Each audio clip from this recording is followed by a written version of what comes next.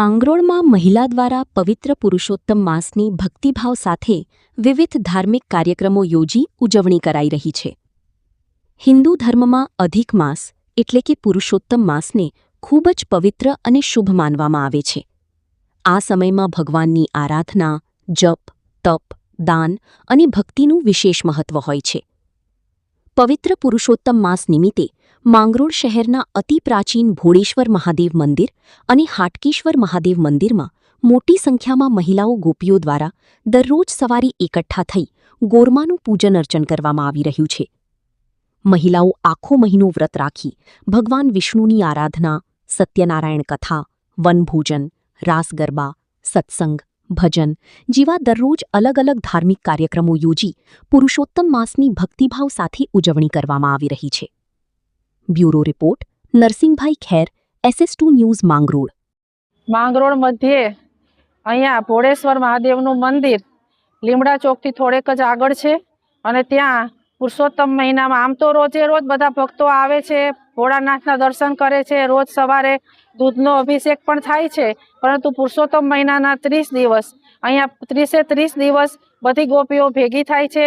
પછી નાની નાની ઢગલીઓ કરી અને ગોરમાનું પૂજન કરે છે. ગોરમાનું પૂજન કર્યા પછી એના ભક્તો જે કાંઈ પ્રસાદ લાવ્યા હોય તે આરતી અને સીડી બનાવી અને સ્વર્ગની સીડી એને ગણી અને એ સ્વર્ગની સીડી આપણે પણ ઉપર જઈએ એવી આશા સાથે ખેતર ખેડે છે અને સ્વર્ગની સીડી બનાવી અને ભાવિક ભક્તો ભજન કીર્તન કરે છે.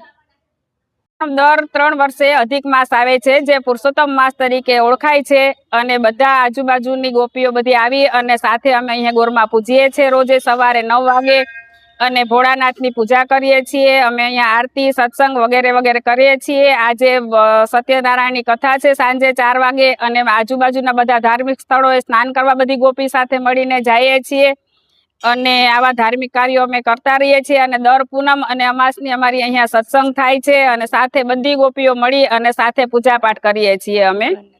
અને ભગવાનનો પૂનમના દિવસે અમે થાળ ધરવાના છીએ ભોળાનાથને અને પુરુષોત્તમરાય ભગવાનને, અને રાત્રે રાસ કરવાનો પ્રોગ્રામ રાખેલો છે અને બધા ખૂબ જ અમે અહીંયા આનંદ કરીએ છીએ અને અમને ખૂબ જ મજા આવે છે બધાને સાથે મળી અને અમે બધા અહીંયા સત્સંગ કરીએ છીએ. ઓમ નમઃ શિવાય. જય પુરુષોત્તમરાય, જય કાઠાગોરમાં. આ પુરુષોત્તમરાયનો મહિમા છે. કેવી રીતે પુરુષોત્તમ માસ બન્યો? તો પહેલાના વખતમાં જ્યારે ભગવાન શ્રી કૃષ્ણ અને વિષ્ણુ ભગવાન એ હતા ત્યારની વખતની વાત છે કે પુરુષોત્તમ માસ 12 મહિના પછીનો 13મો માસ થયો. 13મો માસ કેવી રીતે બન્યો? તો એ પણ બિચારા મણમાસ તરીકે ઓળખાતા. 3 વર્ષે 1 વર્ષે 10 દિવસ એવી રીતે 3 વર્ષના 30 દિવસ થાય તો એ વધારાનો દિવસ હતો એટલે બધાએ તેને મળમાસની નામ આપ્યું. મળમાસ તો મલિન એટલે બધા તેમને ધૂતકારીને બિચારો બહુ સહનશીલતામાં દુઃખી થઈ ગયો. એણે ભગવાનની પ્રાર્થના કરી એટલે ત્યાં નારદ મુનિ પધાર્યા. નારદ મુનિએ કીધું કે આ શું તને તકલીફ છે, આટલો બધો દુઃખી કેમ છે? ત્યારે મળમાસે કહ્યું કે મને કોઈ સ્વીકાર કરતું નથી, મારો કોઈ આરાધ્ય દેવ નથી, તો મારે આરાધ્ય દેવની પ્રાર્થના કરો અને મને આરાધ્ય દેવ મળે તેવું કંઈક કરો. મારા મહિનામાં કોઈ સારું કાર્ય પણ કરતું નથી.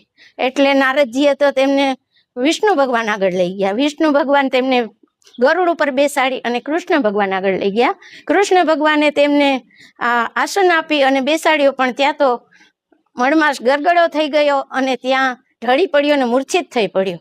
કૃષ્ણ ભગવાને તેમને અંજલિ છાટી અને ઊભો કરી અને પોતાના આસન પર બેસાડ્યો અને પોતાને આવવાનું કારણ પૂછ્યું. ત્યારે મળમાસે કીધું કે મને બધા ધૂતકારીને કાઢે છે, માટે તમે મને કોઈ પણ એવું નામ આપો કે જે બધા મને સત્કાર્યમાં ભાગ આપે.